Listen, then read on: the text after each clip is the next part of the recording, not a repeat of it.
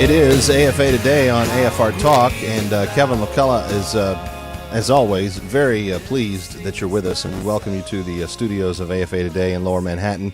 We are in the shadow of the World Trade Center Freedom Tower, and it is a beautiful, beautiful new sight as I drive the West Side Highway every day, and I see that as I pull up close to where our studios are.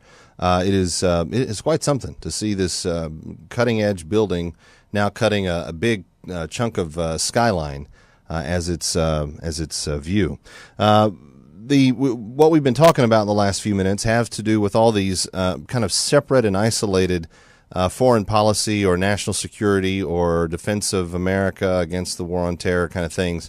And I've lumped them together. I've made some assertions, and I've asked you to respond to them, which you're doing in droves, and I appreciate that.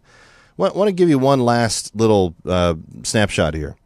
President Obama this weekend said the implementation agreement for Iran that was implemented this weekend gives the parties the, quote, time and space to reach a comprehensive accord.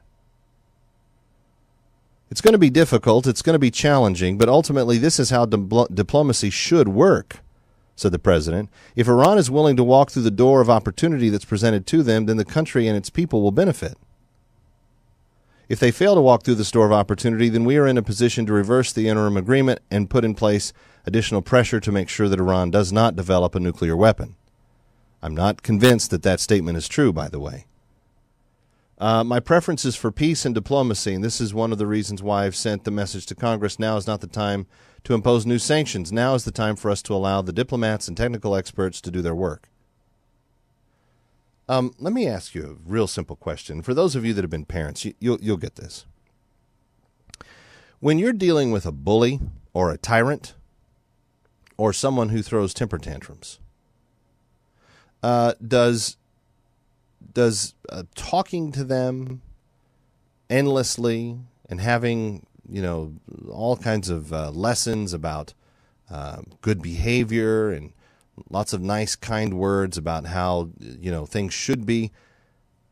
In your experience, has that generally brought the tyrannical, little rebellious kid around to see the truth? It hasn't for me. I'll just be quite frank with you. In fact, with my 3-year-old ankle biter, James, if I don't give him clear consequences for actions that he will take, so, in other words, he's goofing around at the dinner table, and he doesn't want to finish his dinner, but he doesn't want to get down. So he just wants to drive his mom insane. He just wants to, make her think that he is done but not be done, and then pretend as though he's not done but really be done. And there's this back and forth kind of mental, Jedi mind trick stuff that he's trying to pull. And as long as she gets sucked into that, the fear is that he's going to just continue to do that, and he will. He's very good at it. Then Daddy, Darth Vader, walks in and says, no, that's enough. You're either going to pick up your utensil and eat your dinner and finish your dinner, or we're going to go upstairs and you're going to sit on your bed and you're going to fold your hands, or we're going to have some sort of discipline. A word that he has come to hate in his life. That's okay. He's going to love it someday. But there has to be clear communication and clear consequences to the actions taken in order for the bad behavior to be channeled into a different direction in some way. We've done exactly the opposite with Iran. And so when the president's saying, my preference is for peace and diplomacy, look, nobody's arguing that peace or diplomacy shouldn't be given a chance. And you know what? Sanctions are a part of peace and diplomacy. This is what I don't understand. How do you equate sanctions to an act of war? How do you get anyone to change behavior if you don't put a consequence in front of them? How does that ever occur? They just wake up one day and go, oh, all of a sudden I'm much more benevolent than I ever was before. And oh, by the way, I don't hate Israel anymore. I just love them. We're just going to go on a picnic together because we love each other so much. Iran and Israel, arm in arm. Hand in hand. No, they're not going to do that. And this is where Christian worldview makes a little bit of a difference, because those that don't believe that there is a God, they have a whole different set of perception problems. But if you understand the nature of man and that it is sinful from the beginning, that it is carnal and selfish and self-exalting and everything else that you can imagine from the very beginning, and people without the Holy Spirit working in their life, or Jesus dying on the cross and changing them, working in their life, if you don't have that frame of reference, then guess what? When you get to big national stages of one power against another, and they're talking about whether or not they have the right to develop a weapon that could annihilate an entire city or several entire cities in Jerusalem, and the U.S. is saying, no, you can't do that. No, you can't do that. Iran, no, come away from there, Iran. No, Iran, put that down. Iran, come over here. There's no consequences. Therefore, there is no changed behavior. Is it better for America to be feared in the world or liked in the world? I will tell you what history has said. When America has been feared in the world, longer periods of peace have been in existence than any other time. When America is liked, there is often turmoil, instability. When we're just buddy-buddy with people. Now, does that mean we're the tyrant to everyone? No. It's called restrained strength. It's don't wake the sleeping giant, because if necessary, we could put you down completely. We don't want to do that. You behave well. Let's work together for a common good. But it must demand a change in behavior from the bad actor involved. And in Iran's case, we're not demanding that. And this new side deal that's the top story on Drudge and a whole bunch of other places today. I mean, the front page on the Fox News site said it all. There's this big grinning imam, happy, and he's sitting there going, "Yeah, we made the West capitulate. We beat them. It was a strategic military victory." That's what he's telling his people today.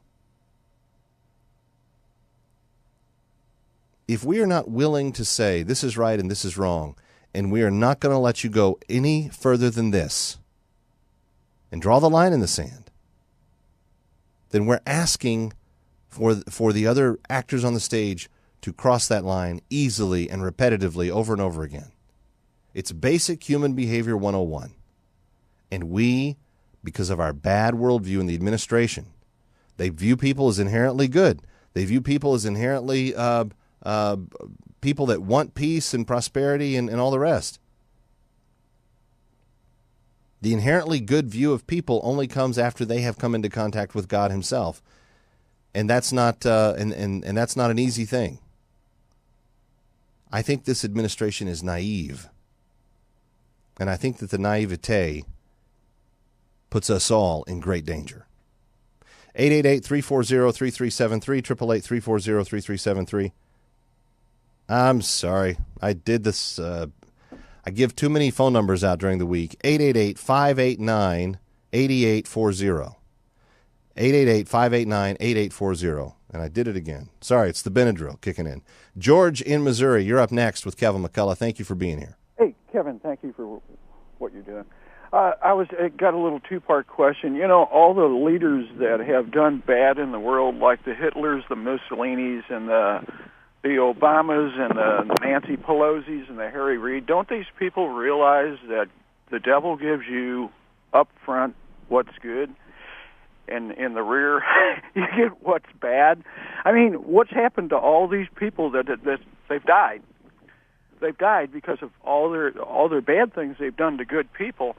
And this Benghazi thing, you know, that's got to be a career killer, a political career killer. Because if the American people knew what Obama and Hillary and Nancy Pelosi and Harry Reid were up to, they'd all be hung. Well, and part of the reason that this is frustrating is that we don't know. I think Hillary is the closest we come to knowing where she was for the entirety of the evening, but we honestly don't have an accurate idea of where she's of where the president was, and she didn't even call the number 2 in Libya back after she got the first call from him, and she promised, "I'll call you right back." Never heard from her again. Kevin McCullough, glad to be with you. 888-589-8840, 888-589-8840. Let's go to Tanya, calling from Texas. Hi, Tanya. Welcome. You're on with Kevin McCullough. Glad you're here. Tanya, are you there? I'm here. Hi, welcome. Oh, thanks for taking my call. Sure thing. Yeah, I just wanted to say I have worked overseas in Iraq and Afghanistan since 2007, and I just came home a few months ago. So when the president basically says that he didn't know, what was going on exactly, it's hogwash, because anyone in the intelligence community sees almost real time what's going on internationally. And this isn't even at his level. I'm talking about a basic military or civilian contractor that's in the intelligence community. We see everything that's going on almost in real time. So for him to say he didn't have the entire story is unbelievable. And most people in the intelligence community consider the United States American citizen as a sheep. That's the term that's usually used, that the average American will pretty much believe anything that they see on the television. It's really kind of sad. It is. What were your responsibilities in Iraq and Afghanistan, Tanya? Well, I won't get into all that, but I do work in intelligence, and I have for several years. Well, thank you for your service and your desire to help. Oh, absolutely. The sad thing is, I'm sure, there's a record of this call, the whole conversation and everything else. And, that's another thing that bothers me, is that everything at this point, there's no type of privacy for the average American citizen at all. And it should never even be considered that anything that you do is private anymore, which is really sad, considering that they've determined that the attack on the World Trade Center and the Boston bombing, none of those would have been helped by them meaning the government, looking at everyone's emails and all of that information. Right. So, right.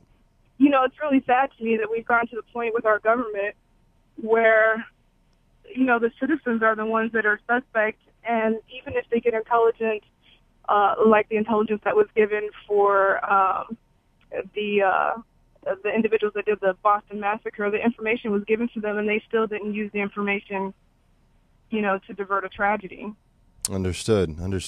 Tanya, thank you for your service. Thank you for your call. Appreciate it. Let's go to Al in Texas before we're done today. Al, welcome. You're on with Kevin McCullough. What are your thoughts? Well, hi, Kevin. I was just listening to Tanya, and I mean, what she says is so true. Even making this call is concerning, knowing that NSA is probably going to have a record of this call. But what I find amazing, too, is what you have, everything, all the issues, basically, the soft term is distortion. The true and bold term is lies. I mean, was America so naive to believe that if you liked your health care, if you liked your doctor, you could keep it? But Benghazi, where the U.S. government did not respond, and we still don't know where was the president? That's one of the big issues. I want to know that one.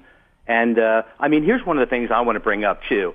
So much of this, too, with Iran. Look who is Obama's chief advisor, Valerie Jarrett. And of course, she's kind of tucked away when all these issues, with Fox comes out with it, but the mainstream media doesn't even bother to cover the issue. Well, and something that Fox doesn't even report is the fact that you have Muslim Brotherhood members and sympathizers peppered throughout the administration. Kevin, let me say one thing, too. If you remember, way back after Obama first won the presidency, he had an interview with George Stephanopoulos in which he stated, according to my Muslim beliefs, and it was George Stephanopoulos who corrected him. Now, right. I wouldn't give an interview and say, as a Christian, which I am, I would not state, according to my Muslim beliefs.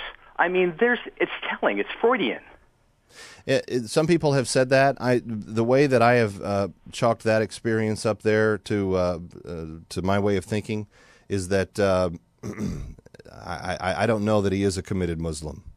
He says he's Christian. He obviously was greatly influenced by Islam when he was a young kid and living in Indonesia, but he doesn't give the appearance or the outward sign of anything devout in terms of Islam. I just think he's a pragmatic atheist. I just think that God to him is really more of a fascination or a hobby than a calling or something serious. And so he may view Christianity and Islam and Judaism all kind of through the same lens. Yeah, none of them are right, but they all got some good things to say, and I'm not gonna judge between one or the other. That's kind of how I view the president, not so much as a hardcore committed Islamic activist, but somebody that doesn't want the issue of faith to get in the way of the things that he believes the world needs to be remade in the image of. And I could be wrong, and there are people that have disagreed with me on that. But that's where I'm at. Anyway, Kevin McCullough, always honored to have you with us every single day. And I want to encourage you, if you have not done it yet, please go to pray2014.com, sign up, and start praying. This week, the exclusive focus in our prayer together is that we will do what is the will of God. Why? Because then we will be allowed to abide in Him forever. Doing the will of God makes you more or less bulletproof, in other words, is what the text says. Who would like some of that in their life? I would. So our prayer this week, last week we prayed for provision. This week we're asking God to show us and guide us into the steps of doing only those things that abide in His will.